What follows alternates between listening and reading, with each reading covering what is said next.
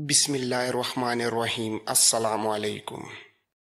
सुल्तान अयूबी के छापामारों की ललकार ने सलीबियों का रहा सहा दमखम भी ख़त्म कर दिया। वो हथियार डालकर छापामारों की हिरासत में आ गए। उनकी तादाद 25-30 रह गई थी। उनसे हथियार और घोड़े वगैरह लेकर पीछे भेज दिए गए। सुबह तलू हुई तो उस जली हुई चौकी में सुल्तान अयूबी के हर अव्वल दस्ते का एक जैश पहुंच चुका था। उससे फौज की पेशकदमी खासे दूर इलाके तक महफूज हो गई। छापामारों की हालत जंग के दरिंदों की सी हो गई थी। दो जानबाज जाड़ियों, टीकरियों और चट्टानों में छुप छुप कर घूमते फिरते रहते थे। जहां उन्हें गश्ती सवारों या प्यादा सिपाहियों की आवाज आती, वो छुप जाते और जब सलीबी करीब आते तो ये उन पर टूट पड़ते। 2 आदमी अगर 6 आदमियों पर टूट पड़े तो 2 का क्या हशर होता होगा। इससे छापामार शहीद भी होते थे और जख्मी भी। ये उनकी इनफरादी जंग थी। उन्हें कोई कमांडर नहीं देख रहा था। वो कहीं इधर उधर छुपे रहते तो कोई पूछने वाला नहीं था। लेकिन जिस्मानी ट्रेनिंग के साथ साथ उन्हें जो रूहानी और जहनी ट्रेनिंग दी गई थी, उसने उन्हें आग बगोला कर रखा था। हतैन की फतह के बाद सुल्तान अयूबी ने जो बड़े शहर फतह किए थे, वहाँ के मुसलमानों की हालत फौज को दिखाई गई थी। उन्हें मस्जिदों की बर्बादी और बेहुरमती दिखाई गई थी और उन्हें बताया गया था कि ये जंग किसी बादशाह की बादशाही के तहफ़्फ़ुज़ के लिए नहीं लड़ी जा रही, बल्कि ये इस्लाम के तहफ़्फ़ुज़ और उस अजीम मज़हब के दुश्मन के खिलाफ लड़ी जा रही है। उस ट्रेनिंग से ये जंग उनके ईमान का जुज़ बन गई थी। अस्कलान में सुल्तान अयूबी रात को सोता भी कम ही था। छापामारों की तरफ कासिद आते रहते थे और बैतुल मक़दस से कोई जासूस भी आ जाता था। ये रात को भी आते थे। सुल्तान अयूबी ने हुक्म दे रखा था कि कहीं से कोई पैगाम किसी भी वक्त आए तो उसे उसी वक्त दिया जाए, ख्वाह वो गहरी नींद सो रहा हो। छापामारों की रिपोर्टें यही होती थीं कि फलां मकाम पर सलीबियों की एक चौकी पर हमला किया गया, इतने सलीबी मारे गए और इतने छापामार शहीद और जख्मी हुए हैं, और फलां रास्ता साफ कर दिया गया है। उसके मुताबिक सुल्तान अयूबी नक्शे पर पेशकदमी के रास्ते की लकीर में रद्दोबदल करता रहता था। सुल्तान अयूबी ने सालारों और नायब सालारों की आखिरी कॉन्फ्रेंस मुनक्किद की। उसमें बहरिया के कप्तान अल-फारिस बैदरून को भी बुलाया गया। अल-फारिस के पास जब कासिद पहुंचा, उस वक्त उसका जहाज अस्कलान के 20 मील दूर खुले समंदर में था। कश्ती उस तक पहुंचते आधा दिन लग गया और अल-फारिस उसी कश्ती में रात को अस्कलान पहुंचा। कासिद ने उसे बताया था कि सुल्तान ने तमाम सालारों को बुलाया है। वो समझ गया कि ये बैतुल मक़दस पर हमले के मुतालिक इजलास होगा। जहाज से कासिद के साथ रवाना होते वक्त उसने दोनों लड़कियों को बताया कि वो अस्कलान जा रहा है।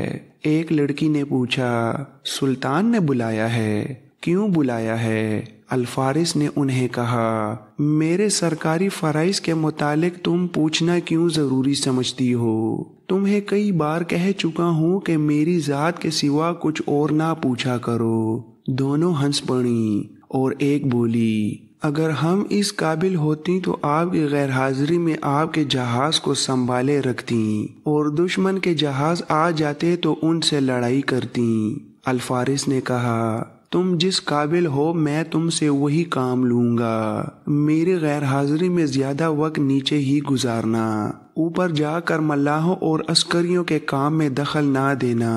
आप कब वापस आएंगे? रात शायद ना आ सकूं, उम्मीद है कल शाम तक आ जाऊं। अल-फारिस लड़कियों में पूरी तरह घुल मिल गया था। वो उससे सुल्तान अयूबी के आइंदा इक़दामात के मुतालिक अक्सर पूछती थीं। ये भी पूछा करती कि बहिरे रूम में मिस्र और शाम का बहरी बेड़ा बंदरगाहों में है या समंदर में, और कुल कितने जहाज हैं। ان میں کتنی فوج ہے؟ الفارس نے انہیں ٹالنے کی بجائے صاف کہہ دیا تھا کہ وہ اس سے ایسے سوال نہ پوچھا کریں۔ اس کے باوجود اپنے حسن اور ناز و ادا کا طلسم طاری کر کے اس سے کوئی ایسی بات پوچھ ہی لیتی تھیں جو فوجی راز ہوتا تھا۔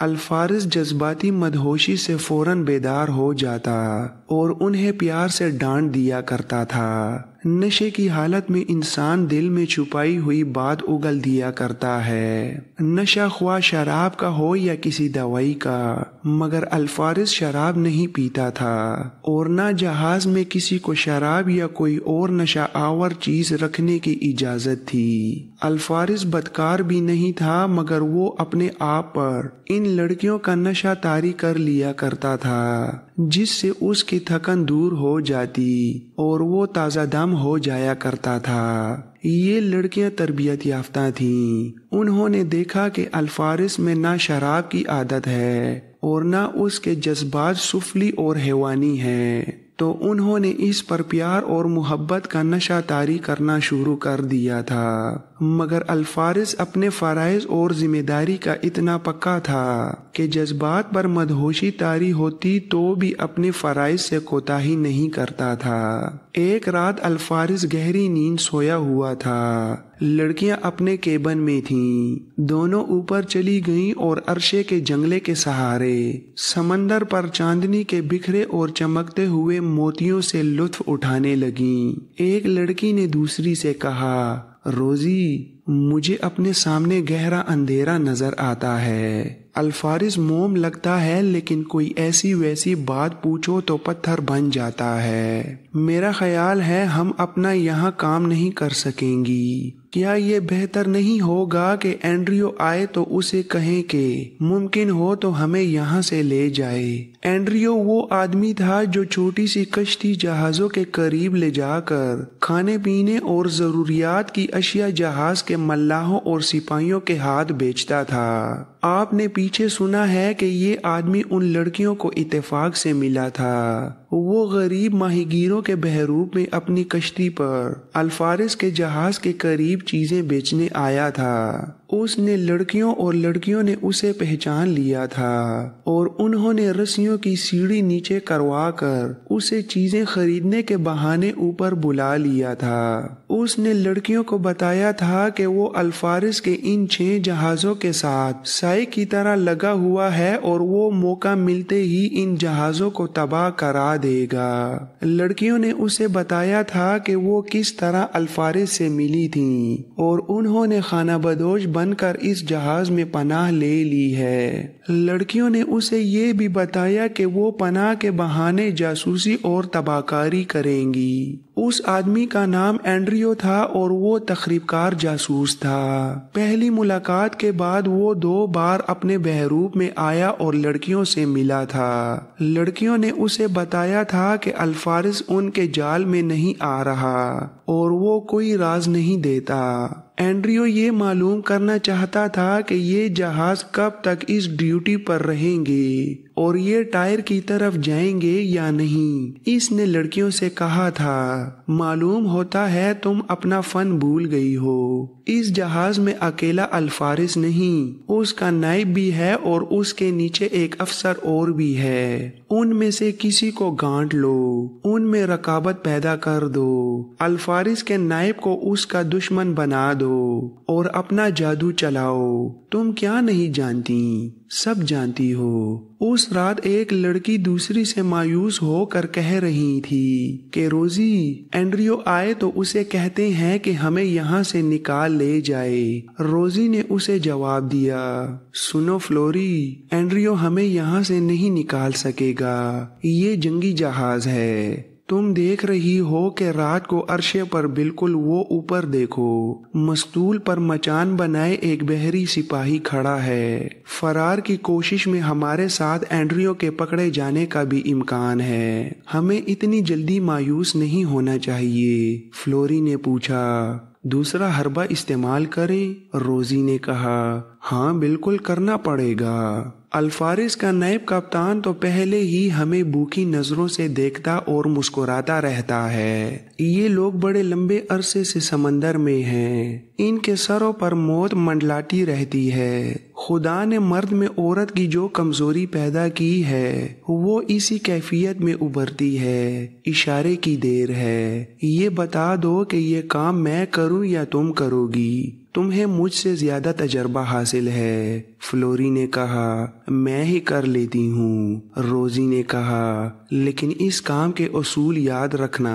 राज ले लेना लेकिन उसकी कीमत सिर्फ दिखा देना, अदा ना करना। उस शख्स में इतनी तशनगी बल्कि दीवानगी पैदा करना कि ये शख्स तुम्हें या अल्फारिस को कत्ल करने की बातें करने लगे। अल्फारिस का नायब रऊफ कुर्द था। वो इन लड़कियों को देखता और मुस्कुराता रहता था। उसे मालूम था कि ये अल्फारिस की बीवियां या दश्ता नहीं और ये खाना बदोश हैं जिन्हें अल्फारिस ने अपने जहाज में पनाह दी है। रऊफ कुर्द के दिल में लड़कियों ने हलचल बर्पा कर दी थी। उस रात जब ये लड़कियां अरशे पर जंगले का सहारा लिए बातें कर रही थीं, रऊफ अपनी ड्यूटी पर खड़ा उन्हें देख रहा था। अल्फारिस सुल्तान अयूबी के बुलावे पर जा चुका था। अब जहाज रऊफ कुर्द की तहवील में था। फ्लोरी अरशे के जंगले के साथ खड़ी रही। रोजी टहलने के अंदाज से वहां से चल पड़ी और रऊफ कुर्द के करीब से गुजरते मुस्कुराई। रऊफ कुर्द ने उसे अपने पास बुलाया और रस्मी सी बातें की। रोजी चलने लगी तो रऊफ कुर्द ने उसे रुकने को कहा। रोजी ने कहा, मैं आपके पास रुकी रही तो वो फ्लोरी नाराज होगी।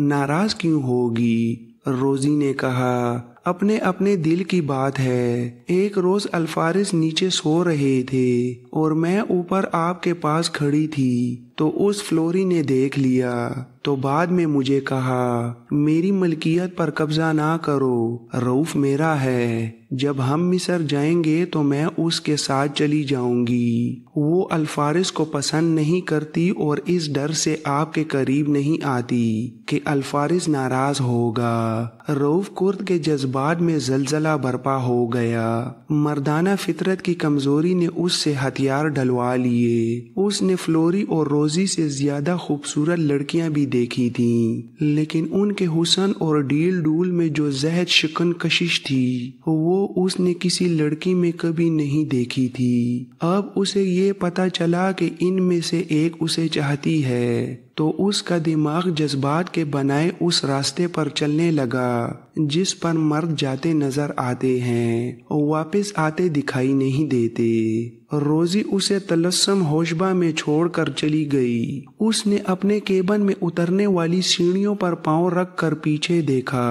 रऊफ कुर्द आहिस्ता आहिस्ता फ्लोरी की तरफ जा रहा था। आज रात सोगी नहीं ज्वाशी? रऊफ कुर्द ने फ्लोरी का वो नाम लिया जो उसने अल्फारिस को बताया था। रोजी ने अपना नाम अजमीर बताया था। खाना बदोशों के नाम इसी किस्म के हुआ करते थे। रऊफ कुर्द को अपने करीब खड़ा देखकर वो ट्रेनिंग के मुताबिक ऐसे अंदाज से शर्माई और मुस्कुराई कि इस अंदाज से कवारी दुल्हन भी ना शर्माती होगी। रऊफ कुर्द ने उसके कंधे पर हाथ रखा तो फ्लोरी सुकड़ गई। अजमीर ने मुझे तुम्हारे मुतालिक कुछ बताया है, क्या ये सच है? फ्लोरी ने उसकी तरफ देखा और फौरन गर्दन घुमाकर समंदर की तरफ देखने लगी। रऊफ कुर्द ने अपना सवाल दोहराया और फ्लोरी के उस हाथ पर हाथ रखा जो जंगले पर रखा था। फ्लोरी ने आहिस्ता आहिस्ता अपना हाथ उल्टा करके उंगलियां रऊफ कुर्द की उंगलियों में उलझा दी। थोड़ी ही देर बाद फ्लोरी उस जगह रऊफ कुर्द के साथ बैठी थी जहां उसकी ड्यूटी थी। जहाज ने लंगर डाल रखे थे।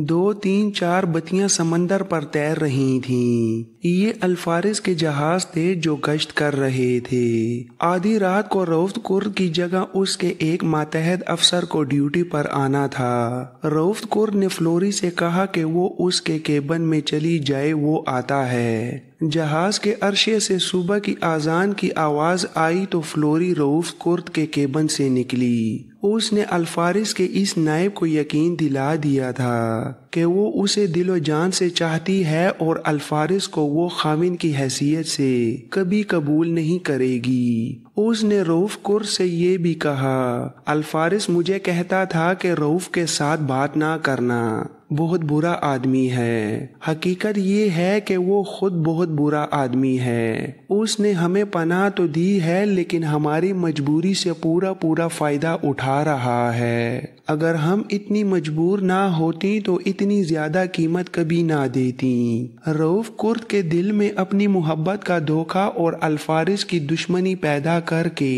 वो उसके केबन से निकल आई और जो बातें उसे अल्फारिस ने कभी नहीं बताई थीं वो रऊफ कुर्द ने उसे बता दी। उस रात सुल्तान अयूबी सोया नहीं था क्योंकि रात इजलास में गुजर गई थी। वो ऐसा कोई खतरा मोल नहीं लेना चाहता था जिससे बैतुल मक़दस का मुहासरा नाकाम हो जाए। उसने सालारों वगैरह को बैतुल मक़दस तक पहुंचने का रास्ता नक्शे पर दिखाया।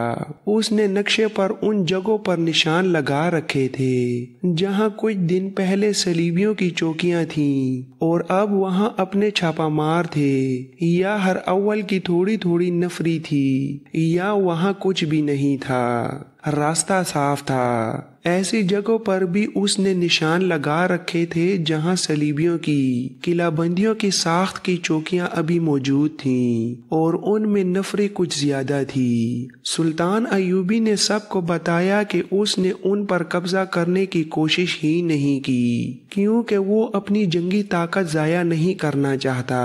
इसका इलाज उसने ये बताया कि ये सब चौकियां बुलंदियों पर हैं, इसलिए उन्हें नजरअंदाज करके जरा सा दूर से गुजरना है। उनमें जो फौज है वो उनमें बैठी रहे। ये थोड़ी थोड़ी नफरी बाहर आकर हमारा रास्ता रोकने की जुर्रत नहीं करेगी, एक सालार ने कहा, लेकिन दूर से हमें देखकर उनमें से कासिद बैतुल मक़दस जाकर खबर देंगे, फिर हम बैतुल मक़दस वालों को बेखबरी में नहीं ले सकेंगे। सुल्तान अयूबी ने कहा, बेखबरी में जा लेने की उम्मीद दिल से निकाल दो। सलीबियों को अच्छी तरह मालूम है कि हम बैतुल मक़दस जा रहे हैं। उनका अंदाज बताता है कि वो बैतुल मक़दस के रास्ते में हमारे मुकाबले में नहीं आएंगे।